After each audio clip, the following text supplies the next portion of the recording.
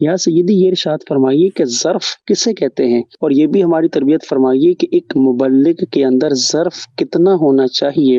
بعض اوقات ایسا ہوتا ہے کہ ہم نے کسی کو نیکی کی دعوت دی، کوئی بات کہی اور سامنے والے نے کوئی منفی بات کر دی، ہم جذبات میں آ گئے اور جذبات میں آنے کی وجہ سے دین کے کاموں سے ہی دور ہو جاتے ہیں۔ تو یا سیدی مبلغ کے اندر ظرف کتنا ہونا چاہیے اور جذبات میں آ کر دین کے کاموں کو چھوڑ دینا، اس حوالے سے ہماری تربیت فرمائیے۔ میرے لیے، میرے علاقے کے تمام ذمہ داران کے لیے ایمان کی سلامتی اور بخشش کی دعا فرما دیجیے۔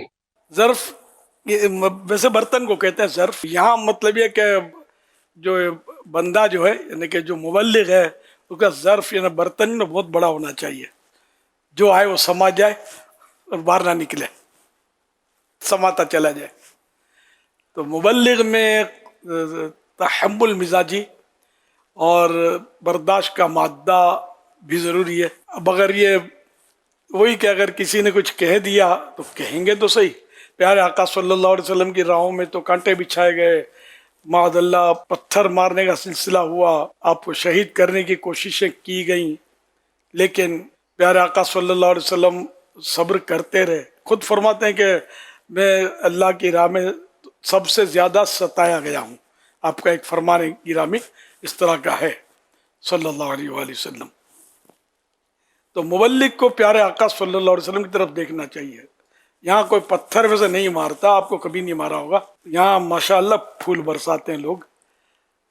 اب کوئی برا بھلا کہے تو کسی نے کبھی آپ کی تعریف بھی تو کی ہوگی، آؤ بھگت بھی تو کی ہوگی۔ مجھے برا بھلا بھی کہتے تھے جب شروع میں نکلا، اب تو خیر زیادہ کہتے ہیں سوشل میڈیا کے ذریعے، وہ درد کچھ اور ہے۔ تو میں یا رسول اللہ کہنا چھوڑوں گا نہیں، اور مطلب یہ ہوتا رہے گا، کیا کریں۔ میں بیان کرنا یا تبلیغ کرنا، نیکی کی دعوت تو چھوڑوں گا نہیں۔ غیر مسلم طاقتیں بھی ظاہر ہوتی ہیں، غیر مسلمین بھی ہوتے ہیں سوشل میڈیا پر، وہ طرح طرح کے انداز سے وہ وار کرتے ہوں گے، تو بعض نادان لوگ ان کی باتوں میں آ کر آگے بڑھ جاتے ہوں گے، یہ سب ہوتا ہوگا۔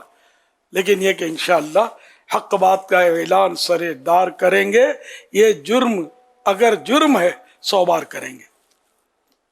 تو انشاءاللہ نیکی کی دعوت چھوڑنی نہیں ہے، اور آپ نے بھی نہیں چھوڑنی۔ میرا پورا ساتھ دینا ہے، تب ہمت نہیں ہارا کریں۔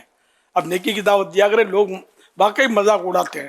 میرا تو پہلے بھی بہت مائنس مذاق اڑتا رہا ہے، اور اب بھی اڑ رہا ہے۔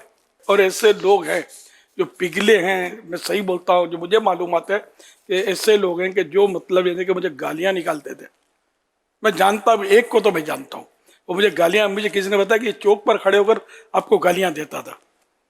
اب وہ اتاری بھی، اور بڑا مطلب کہ داڑھی بھی رکھی ہے، اور اس نے بڑا مطلب رسپیکٹ کرتا ہے، اور مدینہ مکہ مدینہ۔ تو اب میں سنوں کہ اس نے گالی دی تو میں بولوں یار مجھے کمزور سمجھتا، میرے ساتھ تو لاکھوں ہیں، توڑ دو اس کا منہ، ایک ہی بار منہ ٹوٹے گا، میرا سارا کام پھر چھوٹے گا۔